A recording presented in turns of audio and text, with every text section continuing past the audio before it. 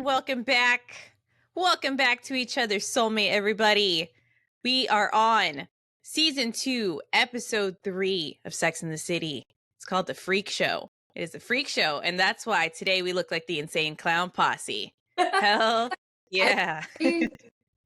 Once again, we are two broads talking about our 4 favorite broads in New York City.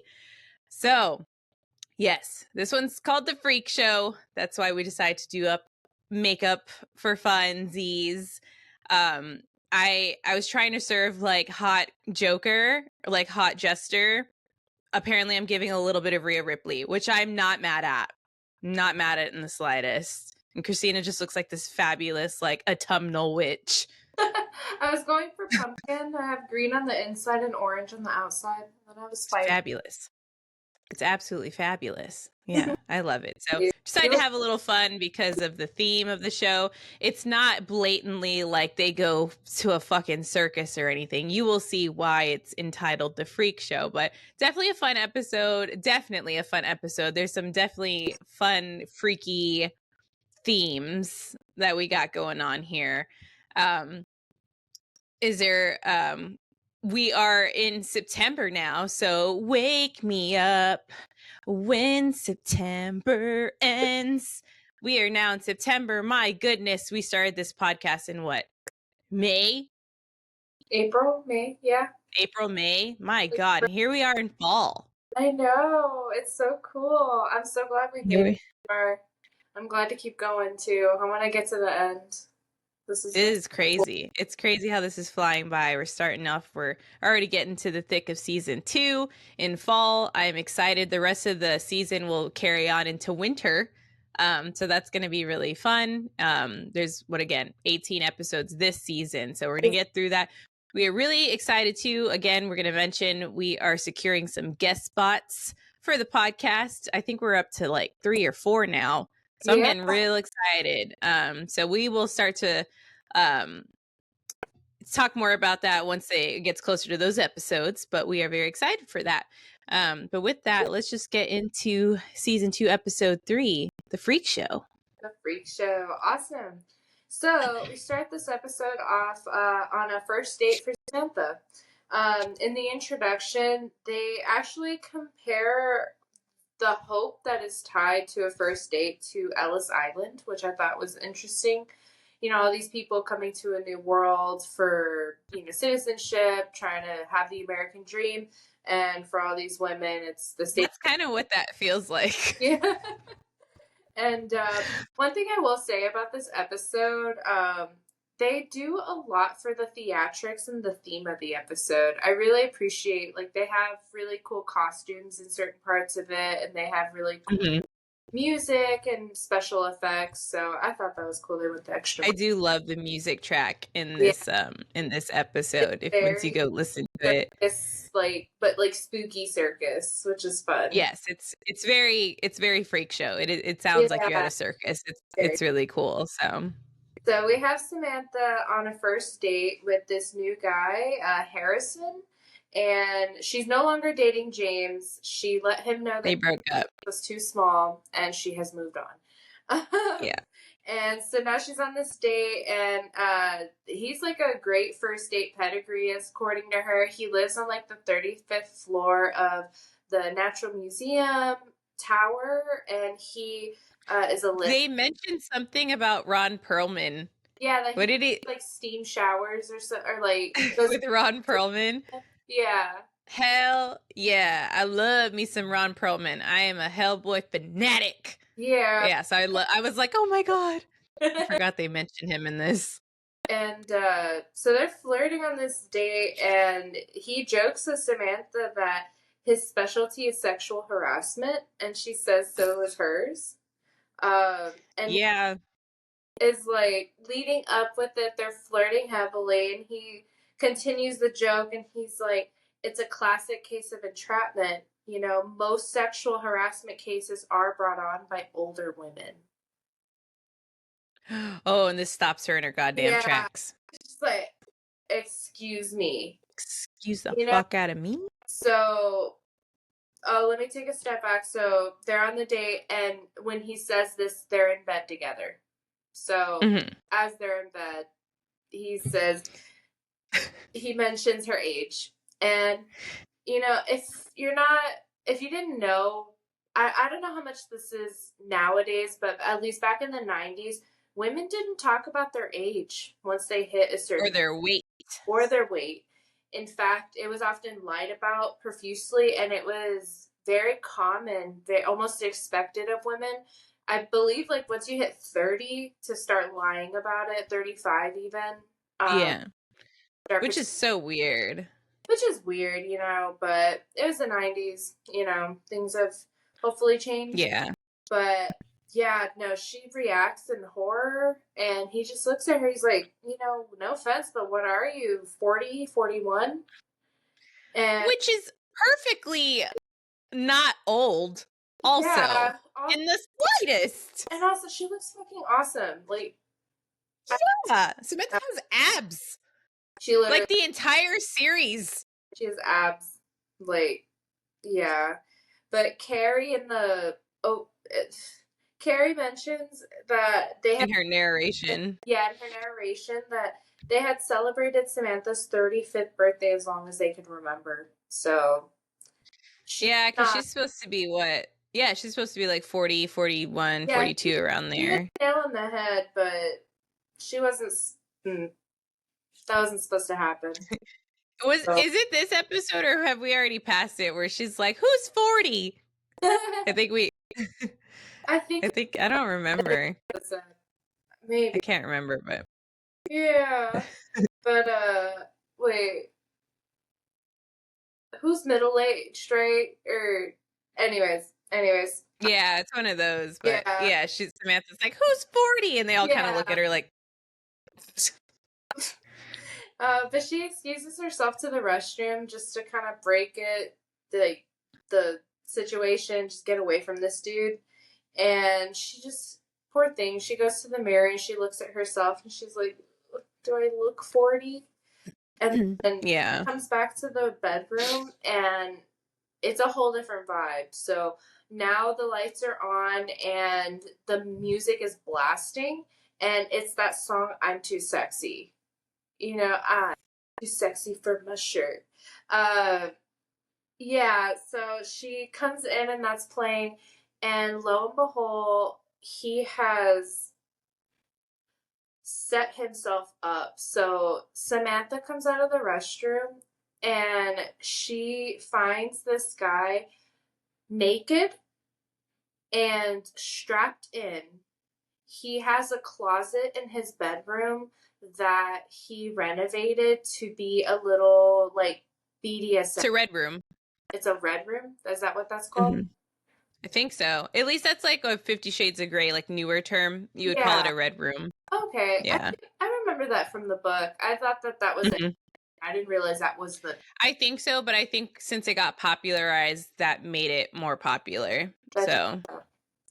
But yeah, this dude is naked and chained up in this little tiny New York City closet, and blasting is I'm Too Sexy, and he's just strapped up in like chains and leather. What a wild song. Because like that song doesn't put me in the mood. No. It's very narcissistic. It always just reminds me of Shrek 2. Me too. With Prince Charming. Me too. Honestly, this guy gives the same vibes as that character. And he looks at her and he's just smiling. He's just like, come on. And he's trying slap me hard.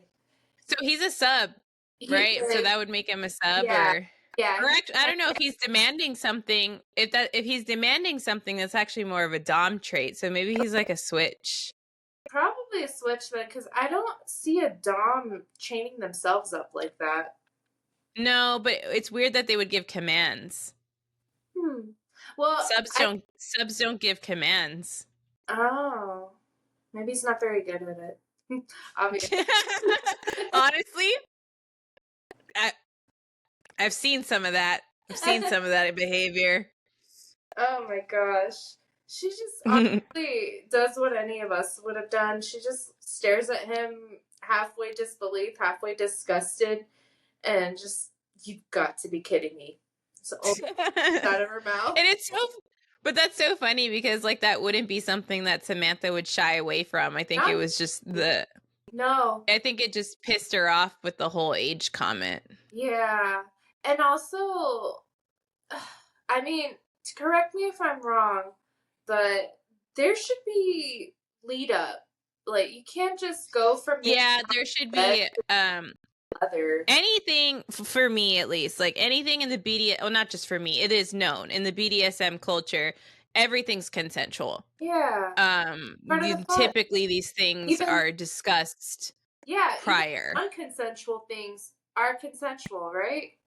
Yes, like CNC. That's a very real thing. That's a very real kink. Yeah. So, but no, I mean, these are things that are brought up before you're just kind of surprised with the room. Yeah. You know? Yeah, and after you've already insulted somebody with something they're probably obviously not cool with, you already ruined the mood. Mood ruined. And if anyone ever told me like an older woman, actually that has happened to me before already at the ripe age of 27, someone was like, oh, isn't Samantha the hot MILF? And they're like, that's you. I was like, okay, but to what? be fair, you were told you would be a hot MILF when we were in high school. I was told that, and I have held on to that. I've held on to that, and I'm holding on to that belief that my 40s are going to be my prime. I am wholeheartedly believing that I'm going to Jennifer Tilly this shit because she was 40 years old in Bride of Chucky. No way. Yep, she was 40 years old in Bride of Chucky. Just get that. Yeah. I mean, her absolute just... Yeah. Like, my goodness. So I'm like, I am just going to channel that. But yeah, someone told me that I'm only going to get hotter the older I get. And I was like, you know what? I think you're on I could vibe with that. For real. Oh my god. Okay, I just have to add one more thing before we leave this scene. My absolute biggest ick ever when it comes to like sex and stuff in the bedroom, the phrase "come on." Oh, because it's like associated with sex in any way, it's just my biggest ick. I don't like it. I feel like that phrase should be outlawed. It's just so like, do this thing that I know you don't want you to do. I know what's that word called? Not alluring. Not enticing. What's that word called? It's gonna drive me nuts. Not insinuate. It's around there. It's around there. I know. Fuck. It's gonna drive me nuts. Let us know if you know what this word is. Not encouraging. No, it's gonna. I can't. We gotta get it and then move on. No, it's driving me nuts. Where's my fucking thesaurus? Yeah, right. Let's just watch how long it takes two educated women to think of one word. What's the context again? Like making someone do something they don't want to do, but not forcefully. It's coercing. Jesus, that's what I was fucking thinking of. There we go. Coercion. That's what it reminded me. It sounds like it's like coercion. Yeah. Like innately with unless it's consensual coercion. Exactly. Like, yeah, I require some encouragement. Yeah. So. You know? But anyways, next night we are at a book party. So one of the like fun little parts of Sex and the City is that they go to all these little events for different openings to things like bars, restaurants, and this right here is a book party. So they're celebrating the release of a book. And they even say like the book was awful, but the food was great. That's just like a culture, which is, I think, is fun. And Samantha tells all the girls what happened with the guy about him strapping himself up and like, come on, slap me hard. And they're laughing about it, but they also tell her, like, you know, consider yourself lucky. Guys don't even open the freaking car door for me anymore. Like, he got himself all strapped up. He obviously put in some work for you. Completely different context. I know, but it's just, they're being so. Yeah. And then Miranda says, this is why I don't date, or I don't like to date. The men out there are freaks. If a man is over 30 and single, there's something wrong with him. That's just Miranda being Miranda, because that's so fucking hypocritical. That's insanity. You're 30. To sit there and be 32 years old, 33 years old, whatever, and be like, oh, if a man's over 30 and single, there's something wrong with him. And I'm like, that's ridiculous. However, I do see the point in, like, essence of, okay, either, like, why has he chosen to be single? Or a lot of times it's like a divorce scenario, or like I was married and like now I'm divorced and I'm single in my 30s or whatever and blah, blah, blah. But like, it's so funny too. It's just because it's like nowadays too, women are like, we wait, or anyone, you want to wait before you settle down, because what's the rush? So if a man does that, why is that crazy for a man to do that and not a woman? Especially when men typically don't like settling down when they're younger, because it causes more issue. So what's wrong with a man being 35 and like, you know what, I'm ready to start dating officially? No, seriously. And she even goes off. Miranda. It's Darwinian. They're being weeded out. So literally. And Charlotte calls her out. So what about us? And Charlotte just calls her out on her bullshit. And it's like, hello. We're all single women in our. Yeah, she's all like, bitch. No, seriously. And Miranda's just like, we're just choosy. And then they look at her again, and she just, like, excuses herself to go get more food. Sometimes she's such a fucking hypocrite. The shit that comes out of her mouth, man. Seriously. Those are really just, And, yeah, so, was it Carrie and Samantha get left at the table, just them two. And, Samantha is very selective with who she gets vulnerable in front of. You'll notice. Oh, yeah. So she very much so. Obviously waited for the other two to leave to talk to Carrie about what really hurt her about the interaction. And she just tells her, he actually thought I was 40. Do I look 40? I mean, yeah. And she's just like... It's not in a bad way. Carrie tells her she doesn't look a day over 35 because she's being a good friend. She's being a good friend. Yeah, sometimes, she's doing that. Whether it's true or not, you just need it. Debatable. I don't want to be lied to.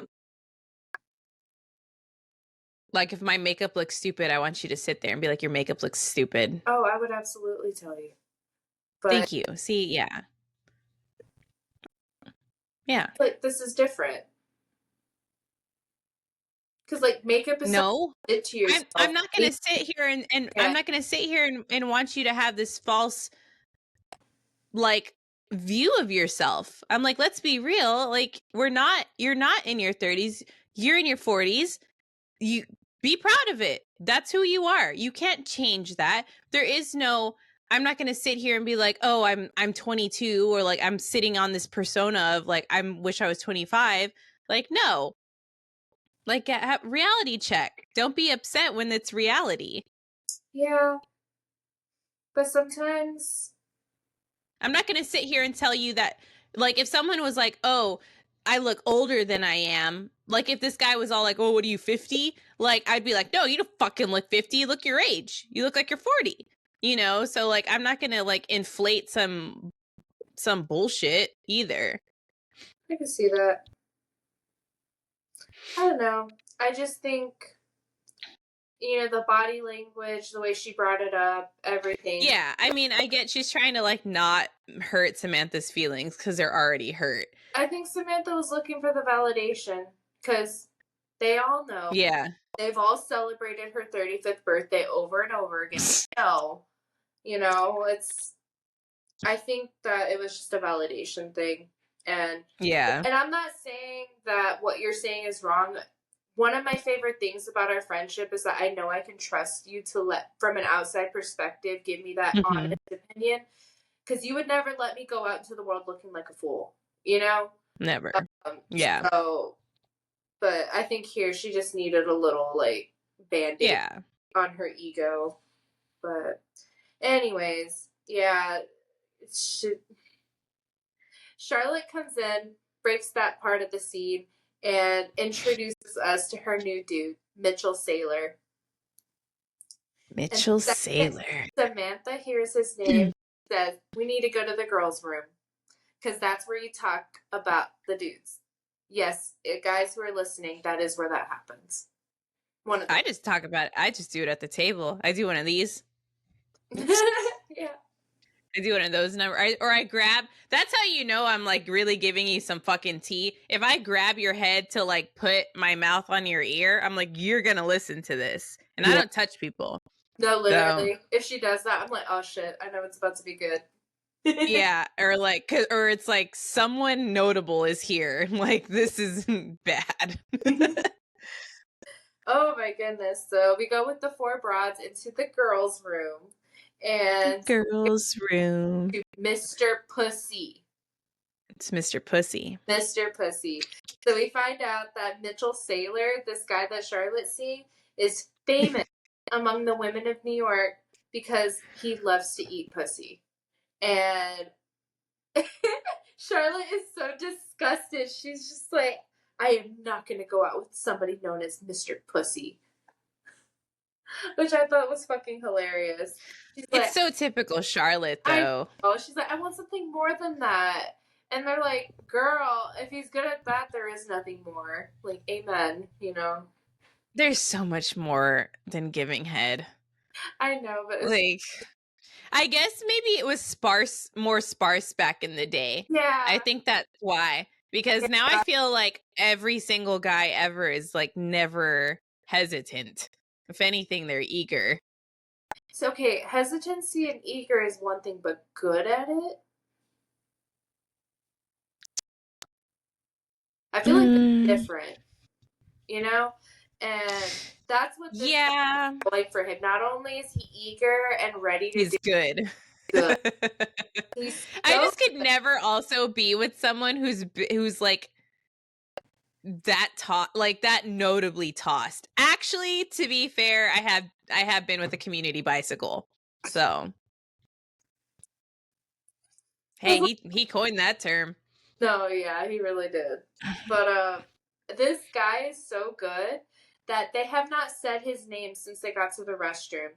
But as they're talking about him, this lady throws open one of the stall doors and is like, about Mitch Saylor. Like, she knew exactly who they were talking about without even hearing. That's so fucking funny. No, for fucking real. She's like, he was so good. I actually passed out when I came. I've been there. I've been pretty close. Yeah, but see a little bit of stars. Do that, you know? So, yeah. And then they're just like, wow, he's got good word of mouth. You know? That's cute. That's cute writing. I love that. Yeah. Very clever. And, you know, they're about to head back to the party and stuff. And, like, honestly, I kind of have to take a moment to, like, just acknowledge that, like, if there was a woman in this show who was that famous for giving head, I don't think this conversation would be, like, anywhere near as positive. I feel like it would have been slut-shaming at the butt, but, you know. Especially, like, for the time, but now it'd be more, like, be like, fucking slay queen. Yeah. Like, we're so encouraging with my favorite, one of my new favorite, like, Gen Z terms is, I support women's wrongs. I love them. Love you haven't heard that one? No. I love my Gen Z girls with their lingo, man. It's the funniest shit. They're like, yeah, I support women and women's wrongs. And I'm like, oh, you guys. Wait for them to take off this. Oh my god. Oh, they get back to the party and they like make eye contact with Mitch Saylor from across the room, and he's not typically that attractive either. They think he is, but that's a whole other story. But yeah, he's like, yeah, okay. No, yeah, if I got set up on a blind date with him, I'd be kind of upset. I'd be mad. Yeah. I mean, I guess there'd be a good ending. Yeah. But I just that's the good part though, is that he's down there, so you don't have to see anything. Yeah, or hear anything. But It's the women's version of paper bagging it. It's a women's version of really, doggy. you're not wrong. So Let's be real, benefits both parties. yeah, no, really. But oh my gosh, so we go to the next scene, and here we go on a string of dates with Carrie. So part of the theme of this episode is going out and dating and the freaks that you encounter in the date. This is more of like where the little like freak show music starts, so and like this is like the little montage. Exactly. So we start with the first guy, and this guy was a blind date for Carrie. His name is PJ, and he's really successful as a movie producer, independent movie producer, and he had just released a documentary on endangered seagulls, and it was doing excellent with the reviews, and it was on PBS, and Carrie's just there kind of grasping at straws, trying to make conversation with him, and asks him how he liked making the documentary and stuff, and he just tells her, I'm only doing this docu bullshit to earn a rep, you know? Ultimately, I just want to make money. I love money. I would sell toilet bowls if it would make me a millionaire. She says, what about the seagulls? He says, fuck the seagulls. When has Carrie ever given a fucking shit about that kind of stuff, though? There's an episode where she sends them to go, like, live in some chickens to go live in a basement because I was thinking the same thing. She's like, I can't sleep. These chickens are bothering me. I'm like, until noon because I have a 1 call-in per week job. Like, shut up. I'm sorry. Exactly. But this is the same. This is the same energy of I have to date someone who cares about the environment. I'm like, bitch. No, Miss, I stop that. all the time. Whatever. Anyways, no. Oh, and then a little side note. Something I just kind of noticed. He's smoking this entire conversation. It looks like he's smoking a blunt. Probably. Like, oh, she also. This is before. Hold on. Before. She was like, oh, and here we start the carnival music, and she introduces him as the man with no soul. Like she, she's trying to make like that, like introductory of like a freak show kind of thing. But so that's how she coins him. Side note, and this was just me glancing. I was like watching the episode earlier, and I just kind of looked down at my phone. I thought he was Quentin Tarantino-esque. Yeah. Visually. Probably yeah. Like for. He looked a little bit to me like Quentin Tarantino. I was like, is that what they're like kind of trying to do? But in an authentic kind of way or in a copycat kind of way? I didn't like just like in a like an alluding to it. I feel that. Yeah. But so yeah, the man with no soul.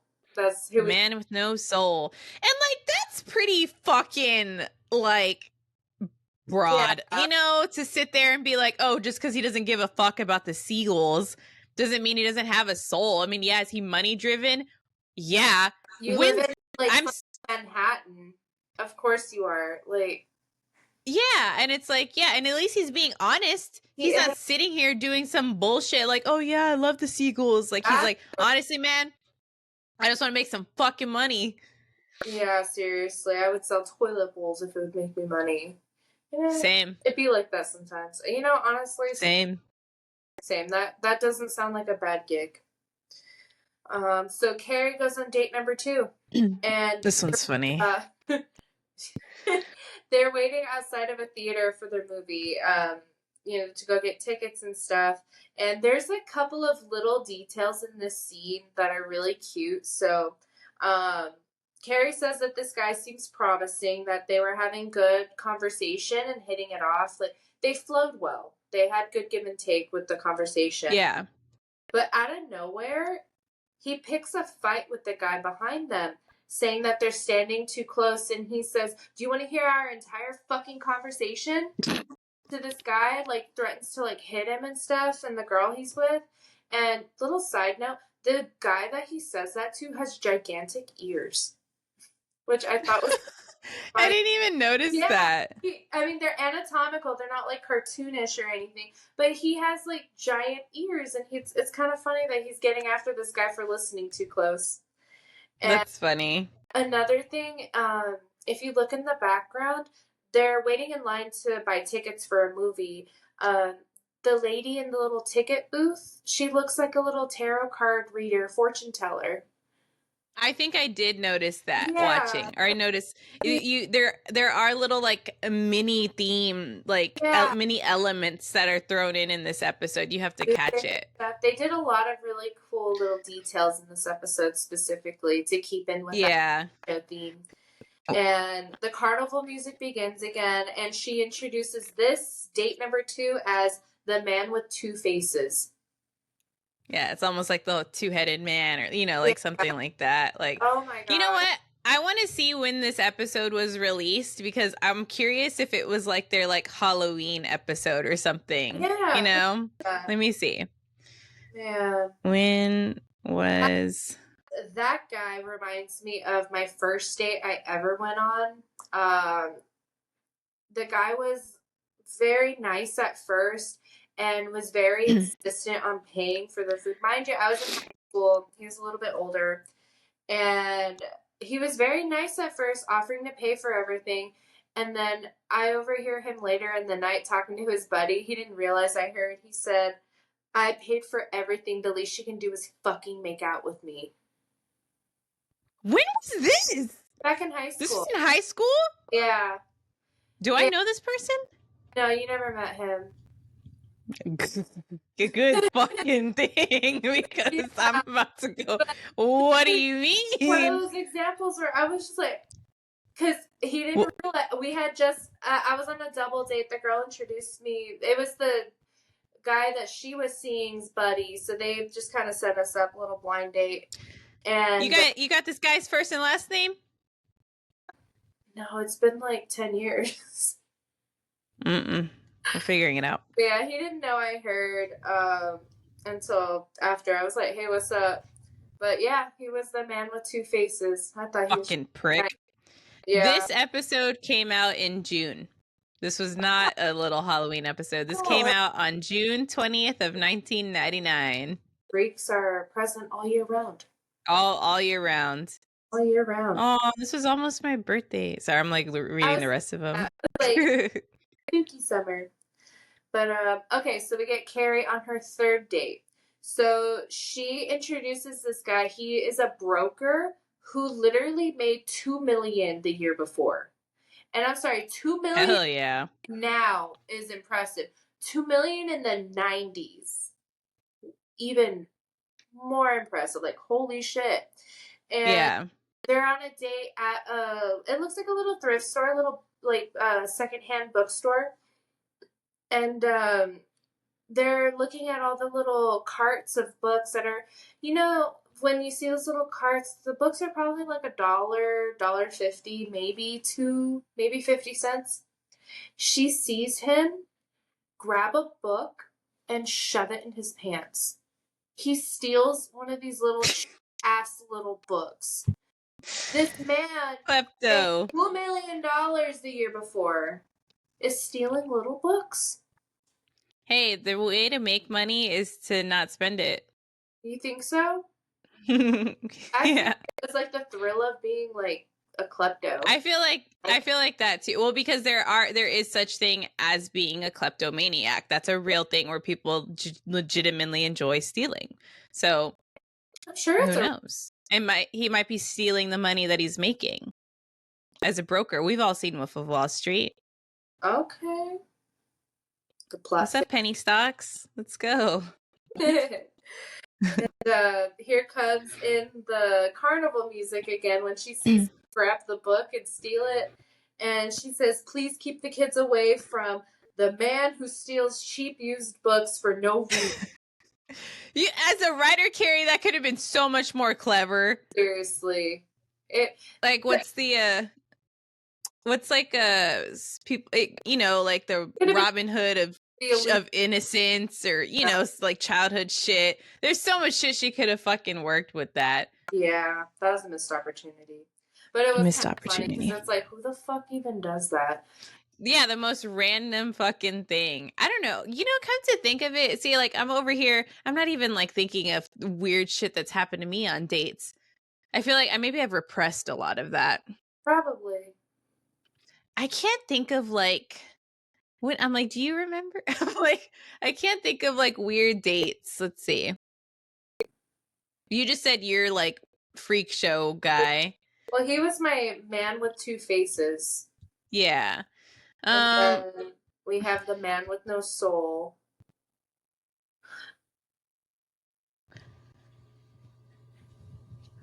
I don't know. I feel like the man there's definitely soul was the boyfriend of yours that tried to convince us that women's vaginas got looser the more sex that they had. I'm sorry. That's okay. That was a moment. That was a moment. No, that was a real thing. We're not naming names. There's no way of tracking this, but yeah, no, I had an ex-boyfriend. Weren't we watching Sex in the City? Probably Sex in the City. Yeah. We were watching Sex in the City on the couch in our old apartment. And and what were we, how did that conversation even start? He made a stupid comment and we were like, what? Like, you and I were both so just caught off guard that we were like, can you elaborate? And then he goes off talking about how women's vaginas get looser when they have sex with multiple partners. And then I asked him, so what's the difference between a woman having sex, let's say penetrative sex, with 50 different men versus the same, having sex 50 times with the same man?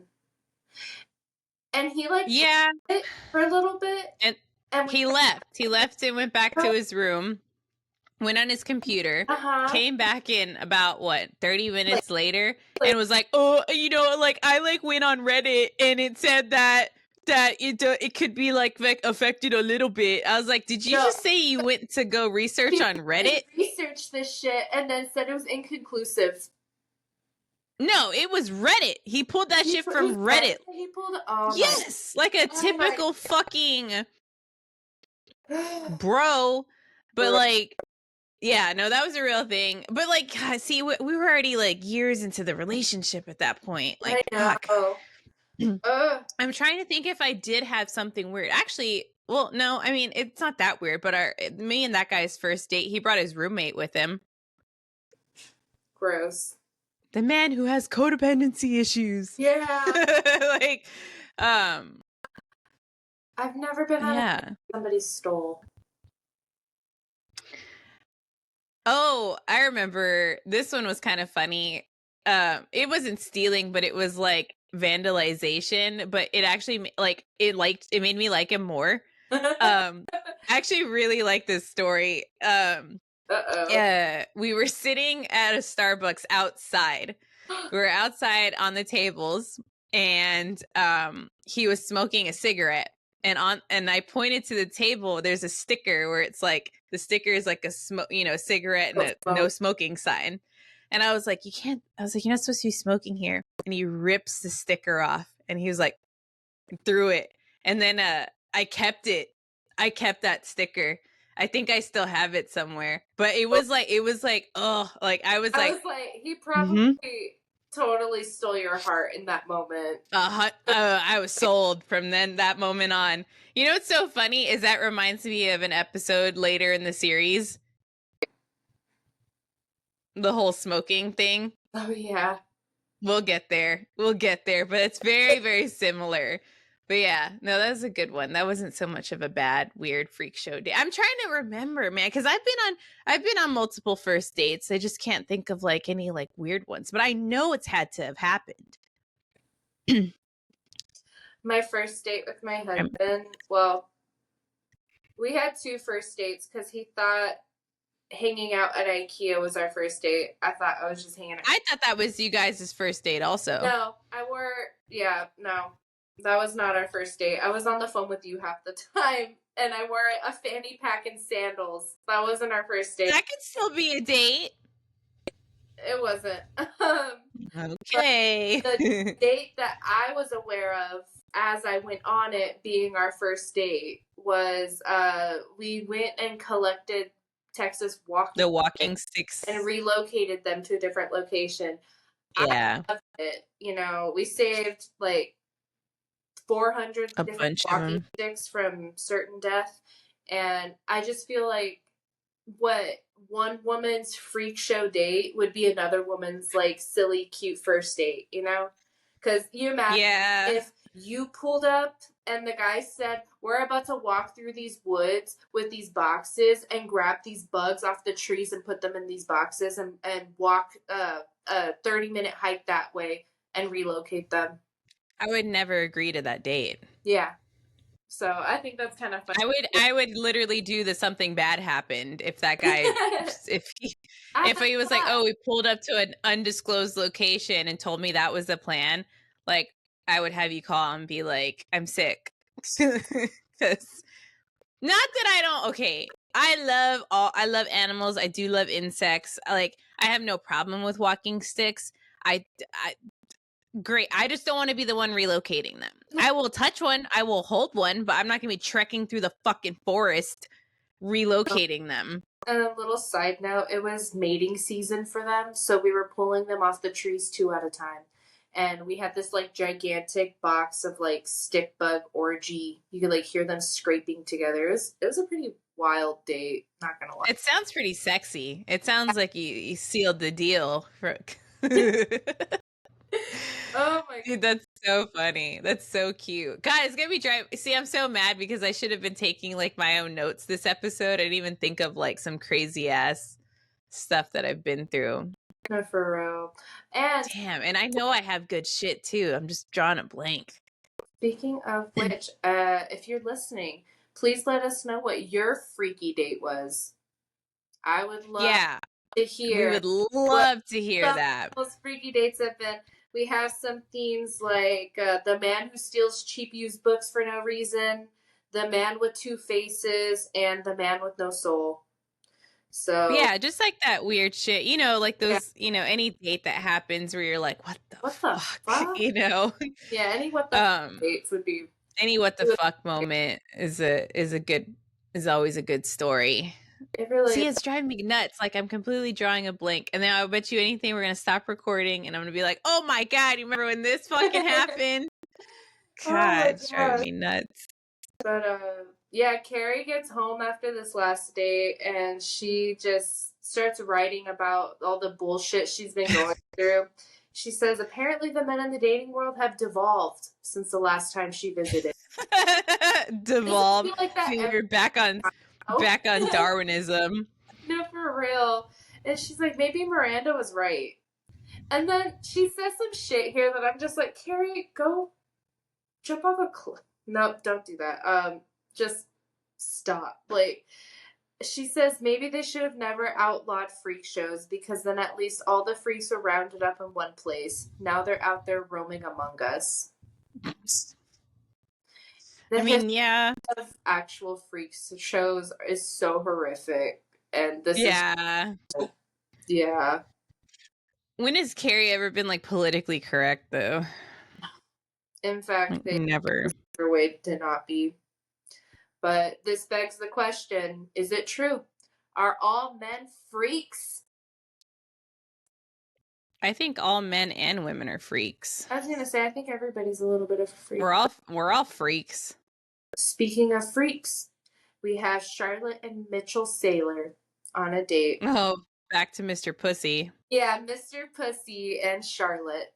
So Charlotte and Mitchell Saylor, they go on their date and finally they go to bed together. You know, they've been dating for a little bit. Finally, time for that. And first thing, they don't do anything. He just lifts up her skirt and makes his way in. And she can't stop giggling. She's just really giddy, and she's just like, like it's so much. She's so sensitive. I guess I don't know.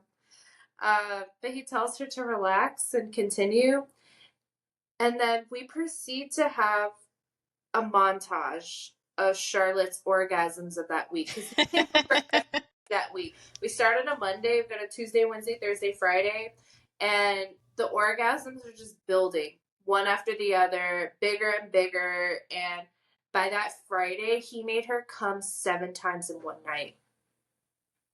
Woo! Good for her. I bet her skin was glowing.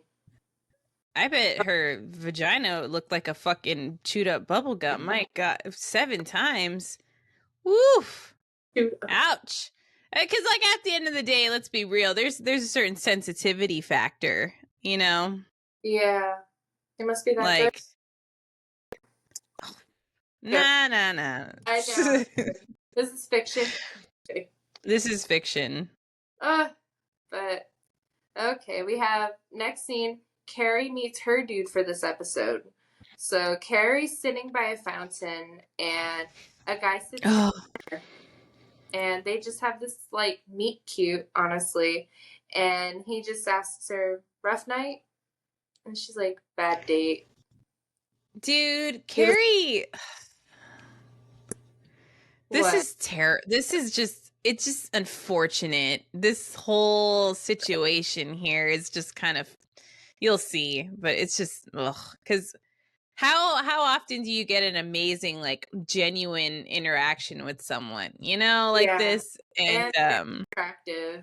Like, this guy's yeah, this guy's hot. Yeah. So this is one of the few men in the series that I like am like genuinely like physically attracted to. Actually, same. Yeah, he's a good looking guy. There's that guy. And okay, one of the non like famous actor appearance characters, because there's like actors on the show later where I'm like, perfect. I'm like, hell yeah, I can't believe he's on here. Like but one of the right? Bradley Cooper is in is in Sex and the City. But yeah, no, just one of those, like, he's just kind of like, you know, a character. Yeah, gorgeous man. Gorgeous, funny, smart, sexy, you know, like all the above, and you'll see what happens. And he tells her that, because she says she went on a bad date. He's like, "Oh, I feel you. I went on a date last month with a woman who slept with her shoes on." Dude, what the fuck? That would fuck me up. I don't even do that when I go camping. Dude, like, I don't even like wearing shoes, like, at all. Like, I'm a barefoot kind of gal, because ugh. And yeah, no, they continue chatting for a little bit, and they eventually shake hands and actually introduce themselves. And she says, "I was instantly attracted, but I was sure I could feel webs between his fingers."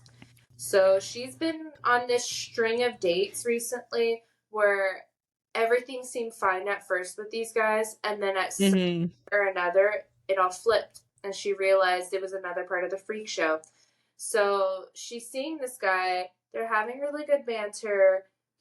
They're introducing themselves in this meet cute, and now she's beginning to get weary of the men that she sees. I don't know yet, but there's something up with you. I don't know, but I'm gonna keep an eye out. And you know, when you get hit so many times in a row, you start to like trust issues. I struggle with the same thing legitimately dating nowadays. Like, it's not so much, oh, this guy's gonna be a freak, but it's just like, all right, what's gonna come out of the fucking woodwork now? What is it? What's your what is it? Color? Let's go. Right. What's your hang up? Like, is it an ex? Is it trust issues? Is it narcissism? Like, is it a drug addiction? Like, that's on trend for me. Like, get it out now. You know, men nowadays, though, I have noticed, are a little bit more, they're more open with it. I was like talking to a guy on Instagram, and he was all like, I have this, and that, and I'm crazy. I'm all like, cool, good to know. Yeah, it was just kind of like, I'm glad there's some honesty here. Yeah. So, You think social media has anything to do with that? yeah, I think so. It's kind of I hard think to so. hide who you are now. Mhm. Hmm. Mhm. But yeah, like they shake hands and stuff, and she just looks at him and is like, "So when did you guys all become freaks?"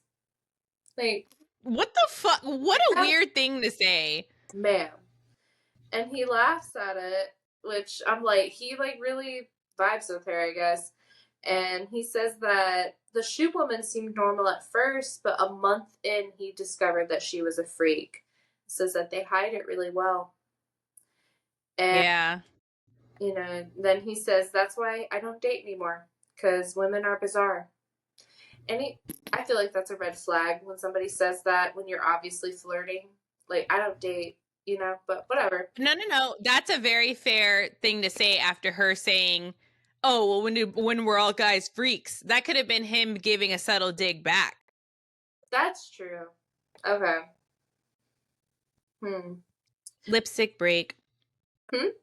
Oh. It cracking on the side. Can't There have you that. go. Uh-uh. That's why I love black lipstick on me. It's fun, but the um the reapplication, man, It's a otherwise it starts to look kind of crazy. It really does. Dude, honestly though, real quick shout out to Creature Cosmetics. I had to buy this line because hold up, it's an officially licensed Bella Lugosi Nice. lipstick. It's my namesake. Yeah. Quick shout out, Creature Cosmetics, indie makeup brand, if you want some cool shit. Nice. Where was I? Let me see. So he was talking about how women hide it really well. Yeah. They hide being a freak. Yeah. And he And this said, is why he doesn't date hey, anymore. women are. I'm like, fair enough. And so they keep chatting, and eventually he asks her out to dinner. And she's like, I thought you didn't date. And he says, it would be a non date. That's a red flag. That is, I'd be like, okay, so we're just hanging out? No. and then she's like, maybe. He's like, is that a yes? She's like, it's a non no. Oh, God. Well, see, this is just like kind of playful banter, though, between Yeah. two people. Yeah. So they leave it at that. It's a non date, and she said non no. So that's what we got going on. And then we flip over to the next scene, and we have Samantha. And she runs into this lady named Monica. And I like Monica. Honestly, I wish we would have seen more of Monica. Yeah. She runs into her friend Monica, Samantha does, and is just really surprised. She says, you look amazing. And Monica says that she had work done. She had some plastic surgery done. And she said that the fat from her ass was injected into her face. And that's why she looks so good. And this whole conversation is kind of revolving around this previous belief in mainstream media where it was not a good thing to have an ass. In the 90s, you didn't want to have a butt. You wanted it to be very I'm kind small, of round. so upset that that's still not the norm because I have a flat butt. I would love to be seen as like fucking like perfect. Like, oh, that's the ideal right there, right there. That flat ass. Woo! Yeah. Now it's like, oh, it's all disappointing. Like I walk up and I turn around, they're like, oh, this episode was sponsored by the letter P. Fuck. Bitch! The letter P! The letter P, man. That's all I got. It's the P. You know what? P is for perfect. All right, let's not. No, but it is just funny. Like I only mention this because it's crazy how ideals change so quickly, and there is always like we talk about, how there's still like fat phobia and people who still feel like that's not, being curvy or bigger or whatever is gross, but now it's definitely gotten a lot better. At least people are like as terrible. You know, it's heroin chic isn't like exactly what the freaking move is, but you never know. And that's what I always tell people. I'm like, yeah, right now BBLs might be a thing. I was like, but watch what happens in 5 years when all of a sudden it's like being skinny is the new norm again. Like it's gonna change. And you know what I've noticed? This is something I've always noticed, and this is my theory, but like it's just so true. Whatever the Kardashians are doing is like what they start to do in like a year or two is like what goes on trend for everyone else. Like the trickle effect without, and it's subtle. It's not like immediately. It's not like, oh, so and so got their implants taken out. Everyone doesn't run to do that. It takes a second because one, it's expensive. It's harder to do. It's not procedures that are essentially like always readily available, but their influence is what starts to make it available because of supply and demand. So, but you know, they had more of implants, they had more of a curvy kind of image. Nowadays, if you look at the Kardashians, they're way more slimmer presenting. You can see they've removed implants, like they're not as curvy, which is fine. They look great, but I'm like, I think you will see a trickle down effect of that, of people like less wanting BBLs and maybe more so wanting like a sleeker, slimmer kind of thing. So yeah, I think it's crazy. As long as low-rise jeans don't become the expectation again, we're good. That's a very popular thing right now. It can be popular as long as it's not the only thing available. Well, it's never gonna happen, but yeah, no, Samantha runs into this lady, her old friend Monica. She sees how great she looks with the ass fat in her face. And yeah, she books an appointment. She says that she went and because the lady's saying like you can go eat like a pig, fatten up your ass, and then go get it done so you have more to work with. And so Samantha goes and makes her appointment and then goes and gets a Big Mac. For the first time. For the first time. And if you look into the series, that's her guilty pleasure, her food. Every time she does that, she eats a Big Mac. She loves her Big Macs. Big Macs are fucking bomb, man. I've never actually had one. Really? They're so good. But you don't like pickles. You don't like pickles. No. There's pickles and there's Thousand Island and lettuce and cheese. The lettuce and cheese are fine, but the pickles can go die in a fire. So good. No. Abuse. Yeah, so we have Carrie and Ben in the next scene walking home from their first non-date.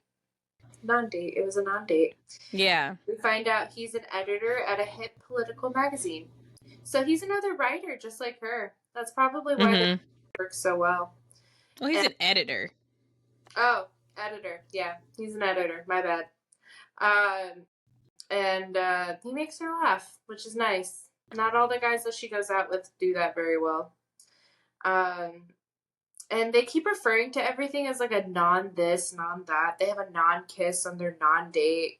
And it just really gives let's have fun before we break up vibes to me. I don't know.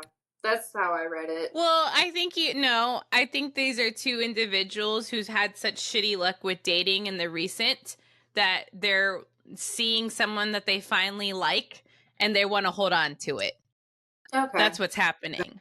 That's what's happening here. They're not putting any expectations because they're like, oh, I like this. And then they freeze and you're like, how do I keep it? How do I keep it before it gets weird? That's what they're doing. Okay. I can see that. Well, they have a really great kiss goodnight. You can literally feel the heat coming off the television. It's happening to them. And next scene, we have the broads hanging out at Carrie's place. Samantha's telling them all about her new procedure. And Miranda makes a comment. She says, we spend all of our lives trying to hide the fat in our asses, and Samantha's literally going to go put it on her face. Which I thought was funny. And, yeah. You know, whatever happened to aging gracefully? It got old. Charlotte's kind of done with the conversation. She's not really here for it. And she's like, I have to go meet Mitch. And the other ladies are asking how it's been going. And Charlotte's like, I feel like I could see a future with him. And Okay. Samantha's pissed. And it's like, no, you're not supposed to do that. You are supposed to enjoy him and then let him go. Yeah. And he's like a carnival ride. Yeah, you're not supposed to, like, you have to let somebody else have a turn. That's why she might be mad. Yeah. But they're also like, Charlie, that's not a respectable man to settle down with, you know, because he's a slut. Yeah. Basically, that's what they're doing. They're fucking slut shaming his ass. They're like, you don't settle with Mr. Pussy, you know. You think so? I think yes, because she doesn't have any kind of emotional connection with him. No, it's that also. They're like, you can't be. They're like, that's an attraction. That's a ride. That's not a husband. That they're doing what men do to women to Mitch. Oh, no, you don't marry the community bicycle, I guess. That's what they're doing to him subtly also. Oh. Mm-hmm. Okay. But they kind of bring up some good points. They ask her, like, have you actually, like, had like a conversation? Have you actually had sex? They haven't even had actual sex. He just goes down on her. That's probably why she likes it. You know? Yeah. And I just realized she doesn't go down on guys, so it really is all him. Oh, yeah. She's just laying there. She gets to be pillow princess. Yeah, good for her. And, yeah, they think it's just the sex haze. You know, when the relationship is, like, you pretend like there's a relationship there, or you feel like there is because the sex is so good, the haze just, like, covers everything up. What? They don't work for me. If we have good sex, I'm making that relationship work. You bet your ass. At least for a couple months. That's exactly what they're referring to. But like an actual connection too on top of it. Yeah, Charlotte hasn't even spoken a word to this guy essentially. Also. Yeah, they just so there. Yeah, but if the vibe's there and the sex is good, I'm like, I'm gonna make this work at least for a little bit. At least for one night, right? And no, more than that. And then Charlotte she just leaves. She's like, he makes me happy. She takes yeah, it's called all the endorphins and dopamine that you're getting. That's what's making you happy. Which from coming 7 times a night. Good for her. It's a lot. It's a lot. Oh my gosh. And the next scene, we have Carrie and Miranda on a date with Ben and his friend.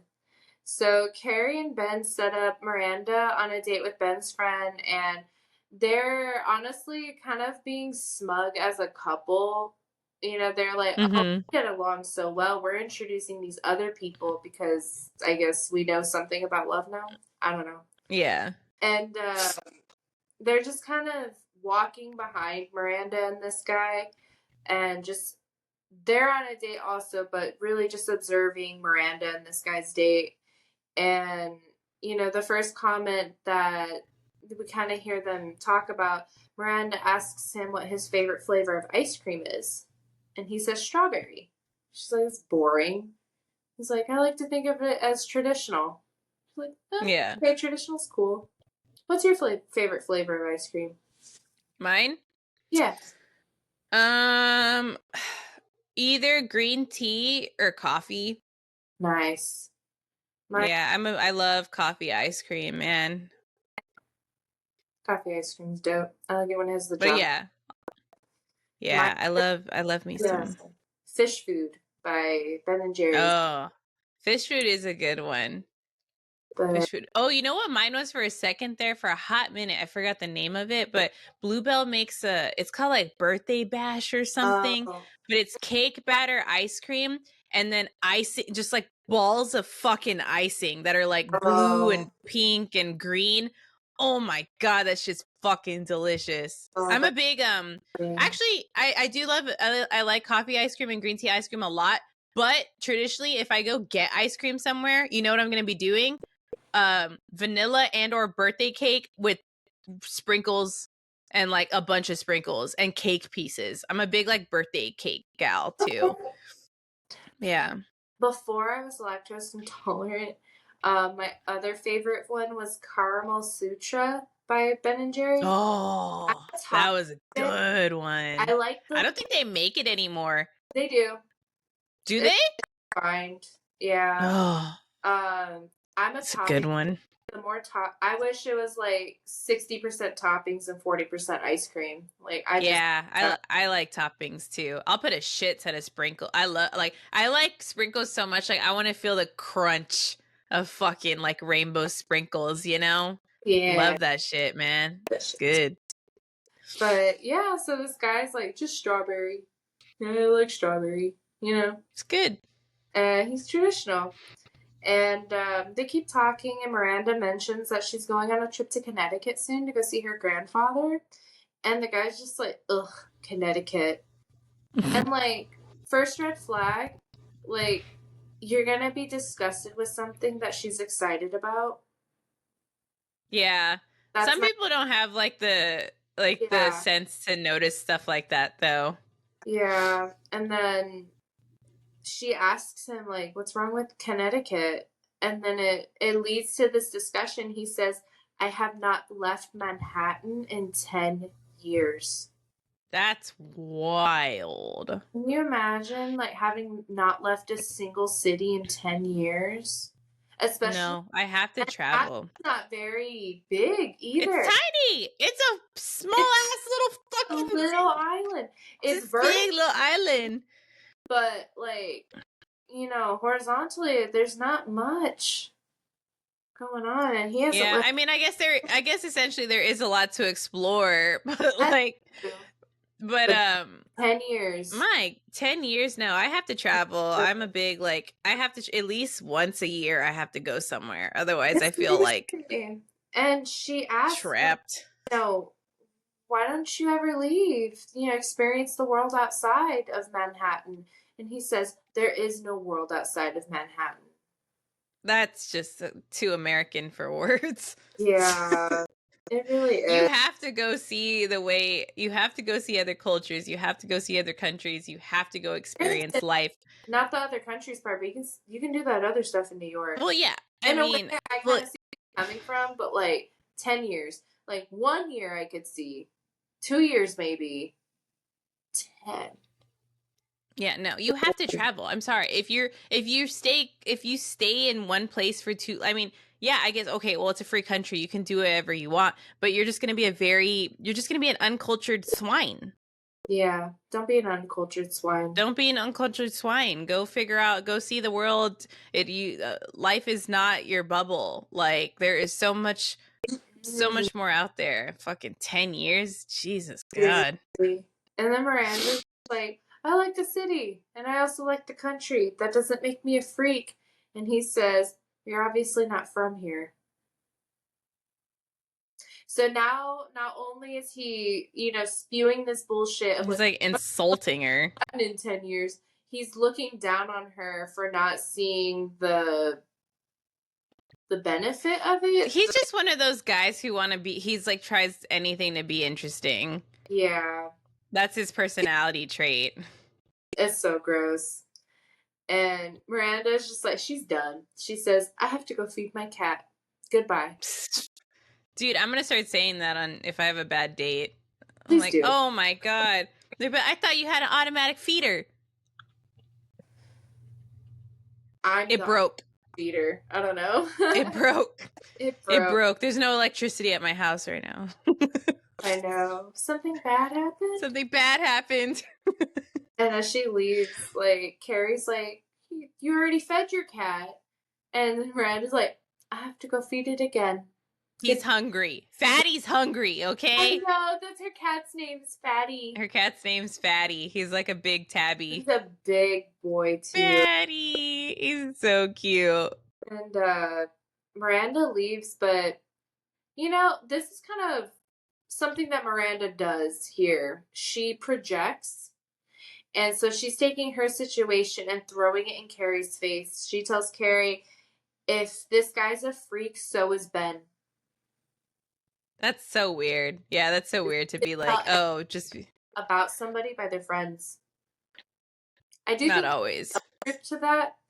You know, if you're willing Some. to be with around certain people who've done certain things, like you're kind of showing that it, you know, whatever, but it it doesn't make any. Yeah. Yeah. Yeah. Oh, doesn't he say that cat people are freaks? Yeah, he does. I'm like, Red flag. yeah, Red flag. Red fucking flag. What's yeah, wrong with you? You got issues if you don't like cats. yeah. That guy was just red flags all around. And So bad. honestly, Miranda kind of sucks for throwing that in Carrie's head. Yeah, she's just doing her stupid hypocritical Miranda bullshit. Yeah.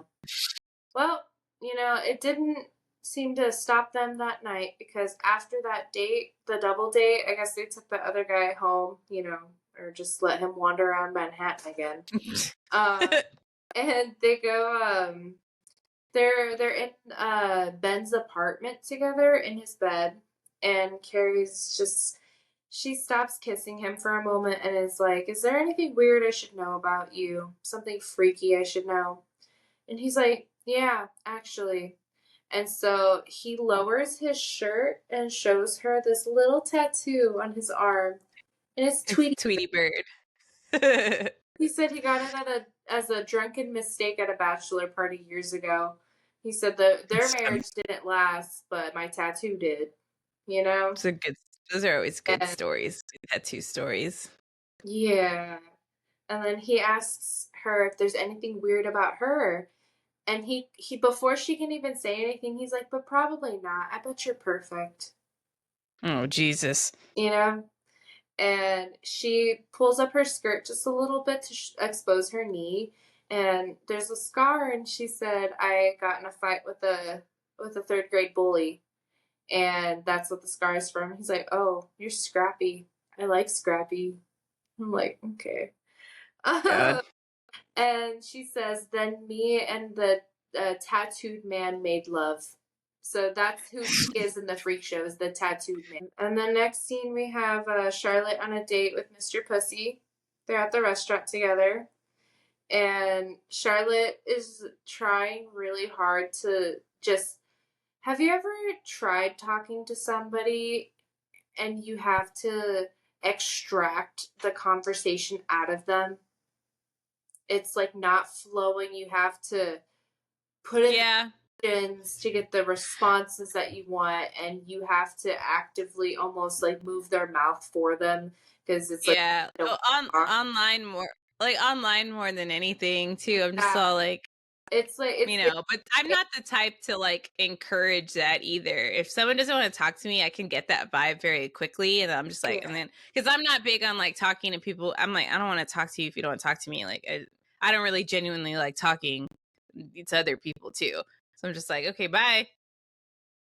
yeah. It's just it's giving like when you know meet somebody on a dating app and you begin the conversation. It's like, hi, how's it going? Good. How are you? It's the Great. worst. You know, like It is so daunting doing that. It is so daunting. It is so exhausting. Like, have a fucking yeah, personality. Say yeah, something. Think exactly. of something clever.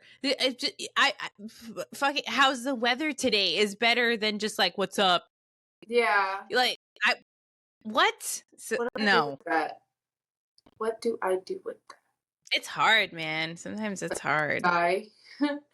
uh, and so Charlotte's just providing the entire conversation, honestly. Mitch is just staring at her, and they're chatting at this restaurant. It's a really nice restaurant, and all they have on the table is this exotic fruit plate. And she's desperately trying to get this conversation going, talking about summer camp when she was growing up. And after a point, she's just like, "You're awfully quiet." is there anything you want to talk about? Is there anything you're thinking about? And he doesn't say anything. He doesn't say a word, but he picks up a fig Mm-hmm. and starts to eat it as if it's a pussy.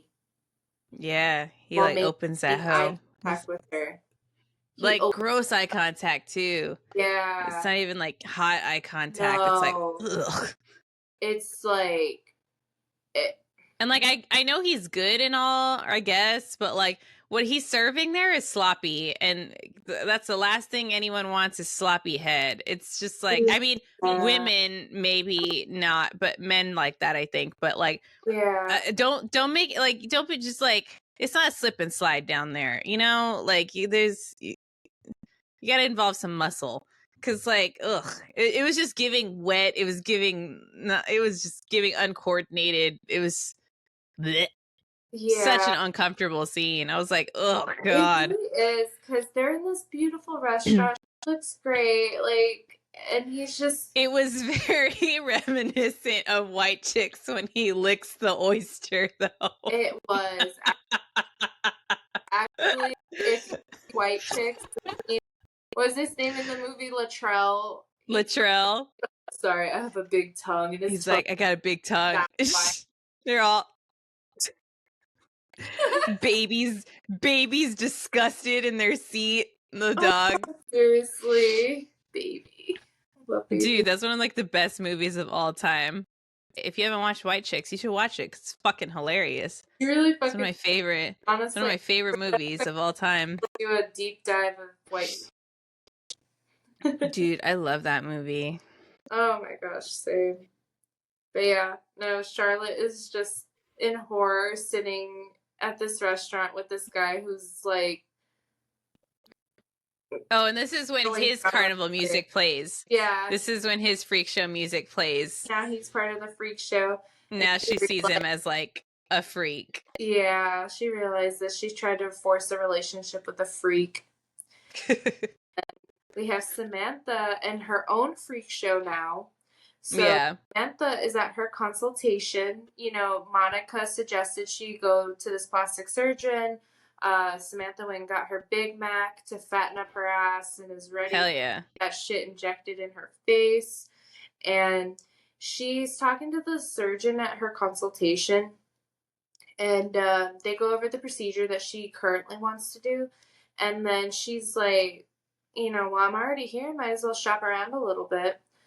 So she asks for suggestions on future procedures that he suggests for her. Mm-hmm. And he goes from head to toe all over her with this bright ass red marker and makes lines to show where he would improve her surgically.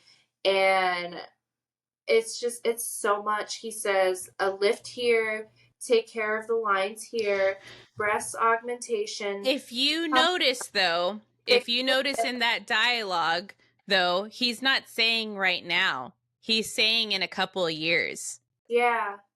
He's saying in 2 years this, in 5 years this, in 10 years this. So he's not saying this is what you look like now, this is what I would work on now. He was saying like this is what the plan would kind of be for you as the years go by. So and tummy tuck, fix her hip and thigh area, and then a knee lift. Get her done. I want one. I want one bad. I got fat knees. I say that all the time. Everyone thinks I'm crazy. I got fat knees and I want a knee lift. I want that and I want chin lipo, like bad. I was quite. Yeah, I got a little. What? Well, no, that's their thing. Like, yeah, I mean, they're talking about something in different context, but like, nah, I want that shit cut out. Make my knees look better.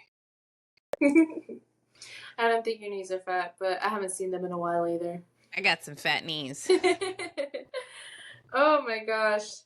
But yeah, the surgeon's just drawn all over Samantha with this bright ass red marker, and he leaves to go take a phone call, and she walks over to the mirror to look at herself, and she sees all of her flaws highlighted in red and all of her future flaws highlighted in red.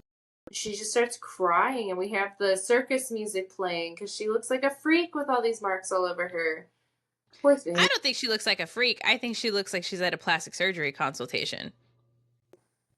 Well, if you're not aware of what that looks like, she looks like a freak. I'm just like, oh, this is like, he's lining her up. Like, that's what you gotta do. She got lit, that's for sure. And then next scene, we have Carrie and Ben, and it is the morning after they made love. Oh, jeez. Yeah, the non-making love. I don't know. There's no going back on that one. Yeah, really.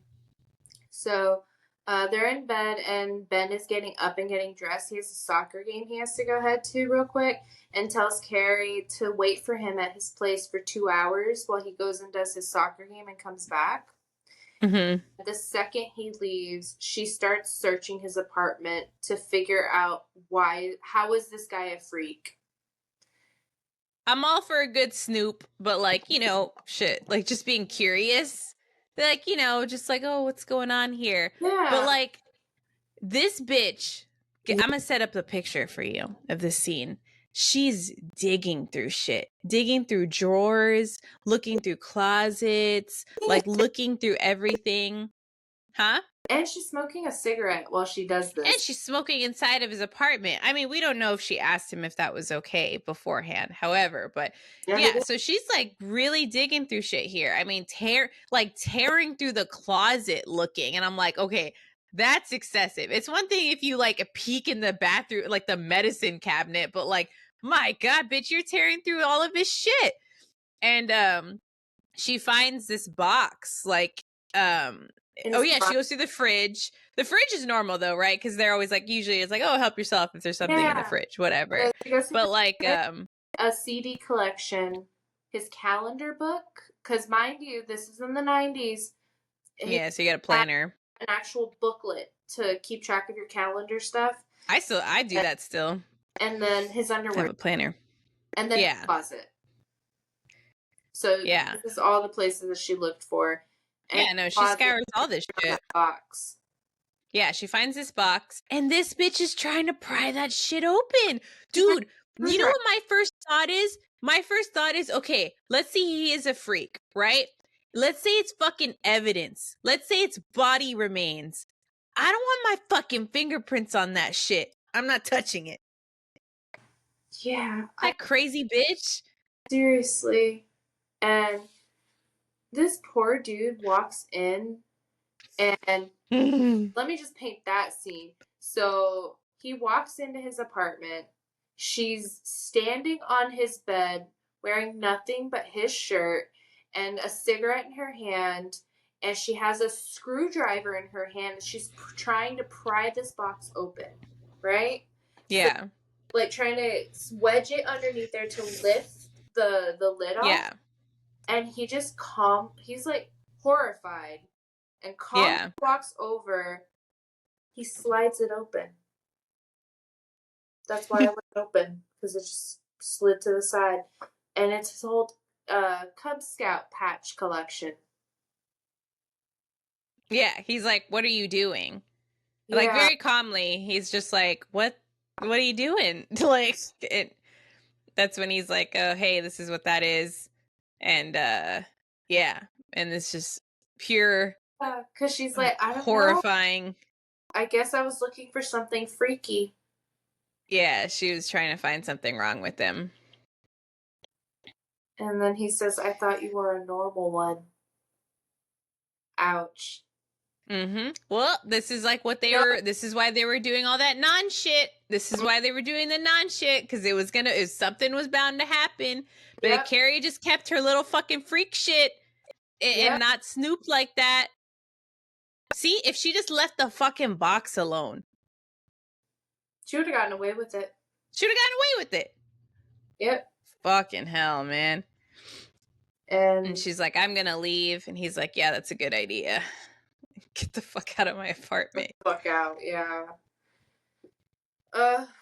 So she's walking home from this really embarrassing event, and she says that she came face to face with her freak, the frightening woman whose fear ate her sanity.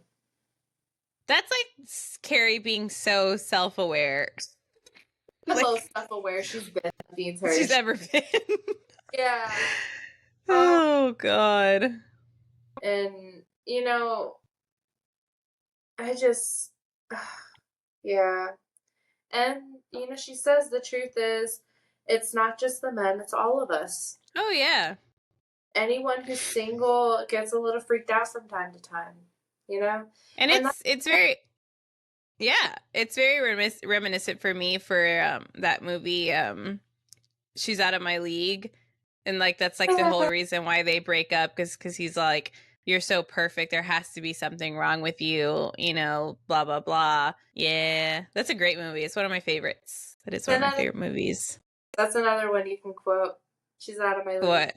She's Out of My League. That is a great movie. If you have not seen, I feel like everyone who watches us probably has seen White Chicks, and well, I don't know, White Chicks for sure, but She's Out of My League is a great movie. If you've not seen that one, watch that one also. Those are the two movies. You guys got homework, and those are the two movies to watch. No, seriously. And then on this episode, we end it with, it's okay to get, like, sometimes people get freaked out from time to time. It just is what it is. But somewhere out there is another little freak who will love us, understand us, and kiss our three heads to make it all better. That's so true. I was just talking about what song I was going to put to this episode. It's going to have to be Match My Freak. Yeah. It's not gonna be Insane Clown Posse. It's gonna be Somebody Gonna Match My Freak. That's perfect. Oh, perfect. I'm so glad I thought about that. Awesome. But yeah, that's so but it's true. It's true. I mean, and it just plays on the concept of like, yeah, we all have flaws, we all have weird things, but you'll meet someone who's not intimidated in the slightest by your slight weird shit. So yeah. What's your weird shit? What's your fucking fatal flaw you guys got stirring around in there? Let me think. I'm like, I know I got one. I got too many. Oh. Ooh, I eat hot Cheetos loud. You do. I eat hot Cheetos loud. But I'm trying to think. I'm like, there's so much shit wrong with me, man. There's get in line. There's a fucking list. I can talk shit about myself for days. I feel Join in, ride on the magic fucking school bus, like. And fuck. Also to those who are listening, what makes you a freak? Yeah, I want to know y'all's freaky shit. Yeah. I'm trying to think. Yeah. I'm kind of upset that I didn't do a little more research like on my like freak shit or like dating stuff this time around, and I just can't remember this time. I feel like there's just so much shit that I can't remember. But yeah, there we go. We've gotten through season 2, episode 3, The Freak Show. It's a fun one. We talk about fun things, Mr. Pussy, all that jazz. But this is a good fun episode. I love the music. I love the little play on the theme. Like, it's very fun, it's very cute, it's very clever. Yeah, but it presents a good topic, a good real topic too, like a very big actual thing in dating. But they kind of make light of it in this episode. But yeah, definitely a fun one. We see Carrie turn into. Well, it's so funny too because this isn't out of character for her. No, actually, it's not your stuff already. Yeah, it's not that weird for her. So it's kind of funny just watching it unravel and her realizing like she is kind of a freak. Yeah, she got but yeah, and it's a fun one. We got through that one. What's next week? We got season 2, episode 4. Oh, this is the one that's called They Shoot Single People, Don't They? Dude, I love that title. I'm gonna have to blurb it out though. I'm gonna have to star out shoot. I feel like that's gonna get us like not demonetized as if we make money, but like I don't know. It's just the way the internet works nowadays. But yeah, stay tuned for next week. We're going to be doing They Shoot Single People, Don't They? Well, don't they? um but yeah, so got through that one. Thanks you guys so much for listening. We're excited to start bringing on some guests to the podcast. That's going to be really fun. It's going to happen hopefully in some of the later episodes this season. Again, we're always still open to feedback and discussion, and see what we can do different or what we can improve. But again, thanks you guys for listening. If you made it through, we had some homework for you guys. You're gonna watch White Chicks. You're gonna watch what was it? She's Out of My League. And then we want to know your freaky shit. What else did we ask in the beginning? Your freaky shit, and then freaky shit on your dates, like freaky you've gone out with. Yeah, with that was the freak show. We are a freak show. We're the broad freak show.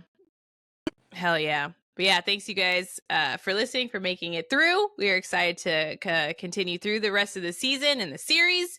So we'll be back again next week and with episode 4.